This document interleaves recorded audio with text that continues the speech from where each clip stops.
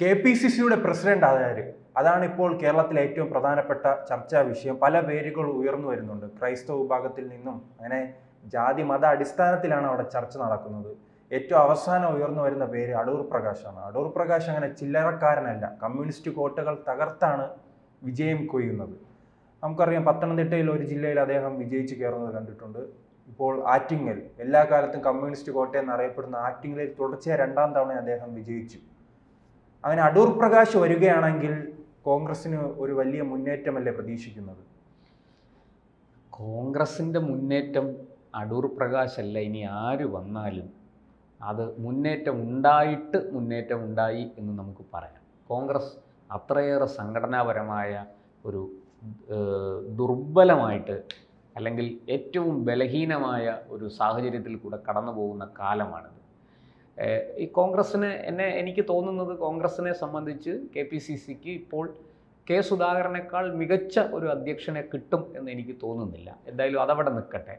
ഇപ്പോൾ നിരവധി പേരുകൾ ശ്രീജിത്ത് പറഞ്ഞതുപോലെ ചർച്ചയിൽ വരുന്നുണ്ട്. ആൻ്റോ ആൻ്റണി, സണ്ണി ജോസഫ്, അങ്ങനെ തുടങ്ങി പല പേരുകളും വരുന്നു. ഏറ്റവും ഒടുവിൽ വന്നിരിക്കുന്ന 2 പേരുകളാണ് ഈ അടൂർ പ്രകാശും കെ മുരളീധരനും. ഈ കെ മുരളീധരൻ്റെ പേരും ഇപ്പോൾ പരിഗണനയിലുണ്ട്. അതിൻ്റെ കാരണം ഞാൻ പിന്നീട് പറയാം. എന്തായാലും കോൺഗ്രസിനെ സംബന്ധിച്ച് അവർക്ക് വളരെ കൃത്യമായിട്ട് മനസ്സിലായി, ലോക്സഭാ തെരഞ്ഞെടുപ്പിലുണ്ടായ നേട്ടം നിയമസഭാ തെരഞ്ഞെടുപ്പിൽ ആവർത്തിക്കാൻ കഴിയില്ല എന്ന് കോൺഗ്രസിൻ്റെ സംസ്ഥാന നേതാക്കൾക്കും അതുപോലെ തന്നെ ഹൈക്കമാൻഡിനും ബോധ്യപ്പെട്ടിരിക്കുന്നു എന്നാണ് ഈ നടക്കുന്ന ഈ ചക്കളത്തിൽ പോര് നിന്ന് നമുക്ക് വ്യക്തമാകുന്നത്. എന്തായാലും ഇപ്പോൾ ഈ പറഞ്ഞതുപോലെ സണ്ണി ജോസഫിനെയും ആൻ്റോ ആൻ്റണിയെയൊക്കെ പരിഗണിക്കാനുള്ള ഒരു കാരണം വലിയ തോതിൽ ക്രൈസ്തവ വോട്ടുകൾ BJPയിലേക്ക് അല്ലെങ്കിൽ പോയിക്കൊണ്ടിരിക്കുന്നു എന്ന ഒരു തിരിച്ചറിവാണ്. കോൺഗ്രസ്സിന് അങ്ങനെ ഒരു തിരിച്ചറിവ് ഉണ്ടായിരിക്കുന്നു. ഇപ്പോൾ കോൺഗ്രസ് അതിനെ സംബന്ധിച്ച് കത്തോലിക്ക സഭ, ഒരു ക്രിസ്ത്യാനിയായ സഭയ്ക്ക് താല്പര്യമുള്ള ഒരാൾ KPCC അധ്യക്ഷനായിട്ട് വരണം എന്നൊരു നിലപാട് എടുത്തിരിക്കുന്നു എന്ന് പറഞ്ഞ് വലിയ പ്രചാരണം കോൺഗ്രസ് നടത്തി. ഇന്നത്തെ ദീപിക പത്രം അതിന് ചുട്ട മറുപടി കൊടുത്തിട്ടുണ്ട്. സഭ വളരെ കൃത്യമായിട്ട് ദീപിക എഡിറ്റോറിയൽ തന്നെ എഴുതിയിട്ടുണ്ട്. സഭ കൃത്യമായി നിലപാടെടുത്തിരിക്കുന്നു. സഭയുടെ അധ്യക്ഷൻ ബിഷപ്പുമാർ ഒന്നടങ്കം പറഞ്ഞിരിക്കുന്നു, ഒരു കത്തോലിക്ക സഭ മുന്നോട്ട് വെക്കുന്ന ഒരു മതവിശ്വാസിയെ അല്ല KPCC പ്രസിഡന്റ് ആക്കേണ്ടത്, മറിച്ച് മതേതര മൂല്യങ്ങളുള്ള ഒരാളിനെ വേണം KPCC പ്രസിഡന്റ് ആക്കേണ്ടത് എന്ന് വളരെ കൃത്യമായിട്ട് മറുപടി കൊടുത്തിരിക്കുന്നു.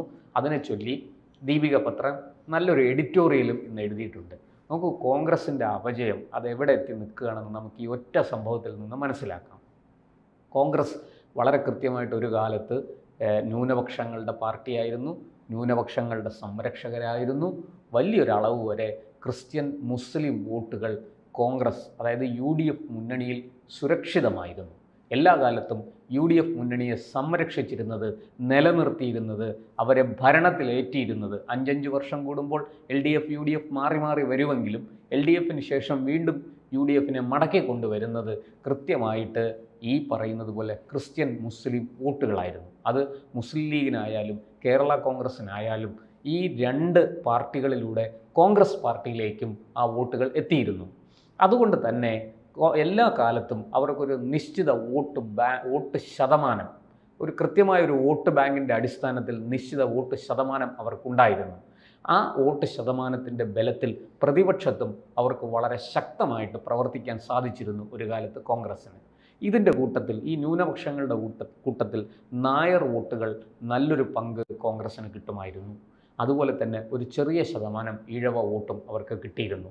നമുക്കറിയാം, R. ശങ്കർ എന്ന അതികായൻ, SNDPയുടെ ഒരു പഴയ നേതാവ്, അദ്ദേഹത്തെ മുഖ്യമന്ത്രിയാക്കിയ പാരമ്പര്യം കോൺഗ്രസ്സിനുണ്ട്.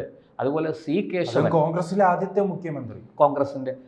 മുഖ്യമന്ത്രി, ഈഴവ സമുദായത്തിൽ നിന്നുള്ള മുഖ്യമന്ത്രി എന്നൊക്കെ അന്ന് വലിയ രീതിയിൽ അതിന് പ്രചാരണം കിട്ടിയിരുന്നു.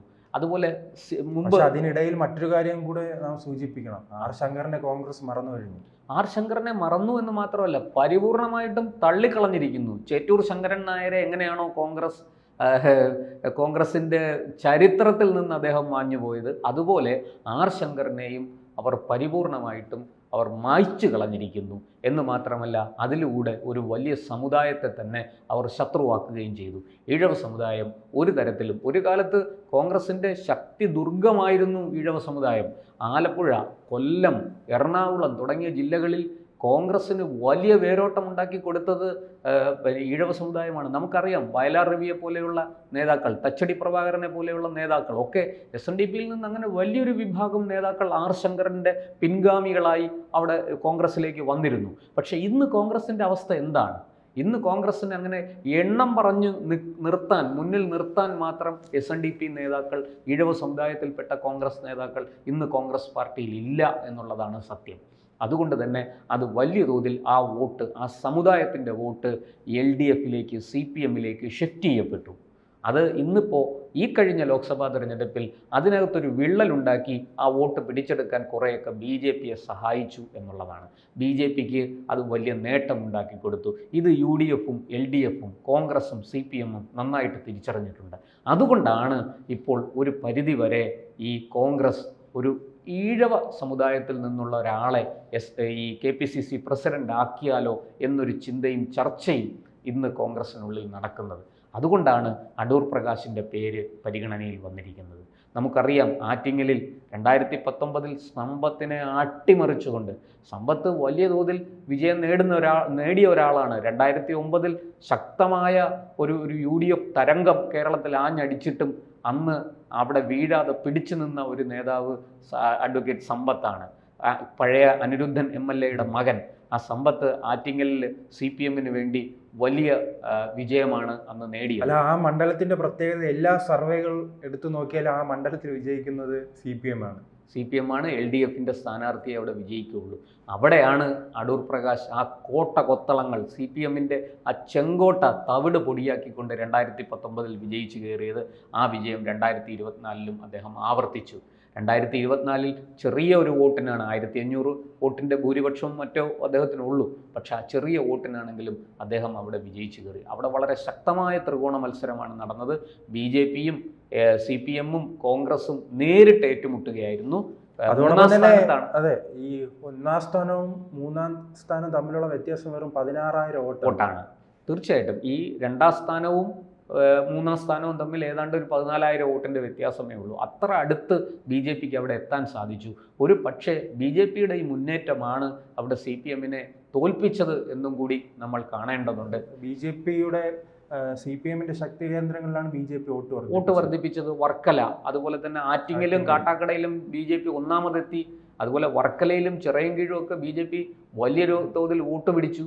വലിയ തോതിൽ എന്ന് പറഞ്ഞാൽ CPMനെ ഞെട്ടിക്കുന്ന തരത്തിലാണ് വോട്ട് പിടിച്ചത്. അതുകൊണ്ടാണ് അതിൽ ഏറ്റവും തമാശ ഈ ജോയുടെ വാർഡിൽ പോലും BJPക്കായിരുന്നു മുന്നേറ്റം. അതെ, അങ്ങനത്തെ ഒരു സാഹചര്യത്തിലാണ് കോൺഗ്രസും ചിന്തിക്കുന്നത്, എന്തുകൊണ്ട് നമുക്കൊരു ഈഴവ സമുദായത്തിൽപ്പെട്ട ഒരാളെ നമുക്ക് SNDPയുടെ തലപ്പത്തേക്ക് കൊണ്ടുവന്നുകൂടാ. ആ ഒരു ചിന്തയാണ് ചർച്ച അടൂർ പ്രകാശിൽ എത്തി നിൽക്കുന്നത്. അടൂർ പ്രകാശിനെ പോലൊരു മികച്ച സംഘാടകനായ ഒരു നേതാവിന് KPCCയെ നന്നായിട്ട് നയിക്കാൻ കഴിയും എന്നൊരു പ്രതീക്ഷ പൊതുവെ അണികൾക്കിടയിലുണ്ട്. ഒപ്പം മുരളീധരൻ്റെ പേരും കേൾക്കുന്നുണ്ട്. ഈ നഷ്ടപ്പെട്ട നായർ പിന്തുണ തിരിച്ചു പിടിക്കാൻ ഒരു നായരെ KPCC പ്രസിഡന്റ് ആക്കണം എന്നൊരാവശ്യവും കോൺഗ്രസിനുള്ളിൽ നിന്ന് ഉയരുന്നുണ്ട്. എന്തായാലും ഈ ആൻ്റണിയുടെയും സണ്ണി ജോസഫിൻ്റെയൊക്കെ പേരുകൾ ഇന്നലെ വരെ ചർച്ച ചെയ്തിരുന്നെങ്കിൽ ഇന്ന് ഏറ്റവും കൂടുതൽ ചർച്ച ചെയ്യുന്നത് അടൂർ പ്രകാശിൻ്റെയും മുരളീധരൻ്റെയും പേരുകളാണ്. പക്ഷേ സുധാകരനെ ഇപ്പോൾ മാറ്റേണ്ട കാര്യമില്ല എന്നും വലിയ തോതിലുള്ള ഒരു വാദം കോൺഗ്രസിനുള്ളിലുണ്ട്. ഇപ്പോഴത്തെ കേരളത്തിൻ്റെ സംഘടനാ ചുമതലയുള്ള ദീപാദാസ് മുൻഷിയെ ആരൊക്കെയോ ചേർന്ന് പറഞ്ഞ് തെറ്റിദ്ധരിപ്പിച്ചാണ് സുധാകരനെതിരെ തിരിക്കുന്നത് എന്ന ആക്ഷേപവും വളരെ ശക്തമാണ് കോൺഗ്രസിനുള്ളിൽ. പക്ഷേ സുധാകരനെ മാറ്റുമ്പോൾ പകരം ഒരു ഈഴവ സമുദായത്തിൽ നിന്നുള്ള നേതാവാണ് സുധാകരൻ എന്ന് എല്ലാവർക്കും അറിയാം. തീയ സമുദായക്കാരനാണ് അദ്ദേഹം. അപ്പോൾ അങ്ങനെയുള്ള സുധാകരനെ മാറ്റുമ്പോൾ പകരം അവിടെ ഒരു ക്രിസ്ത്യൻ സമുദായത്തിൽ നിന്നോ നായർ സമുദായത്തിൽ നിന്നോ മറ്റൊരു നേതാവിനെ കൊണ്ടുവന്നാൽ അത് വലിയ തിരിച്ചടി ഉണ്ടാകും എന്നും കോൺഗ്രസ് ഭയപ്പെടുന്നുണ്ട്. അതുകൊണ്ട് തന്നെയാണ് സുധാകരന് പകരം അടൂർ പ്രകാശ് ആയാൽ എന്ത് എന്ന ചിന്തയും ചർച്ചയും കോൺഗ്രസിൽ വളരെ സജീവമായിരിക്കുന്നത്. കൂടുതൽ വാർത്തകളും വിശേഷങ്ങളും നിങ്ങളിലേക്ക് എത്താൻ ABC മലയാളം സബ്സ്ക്രൈബ് ചെയ്യുക, ബെൽ ബട്ടണും അമർത്തുക.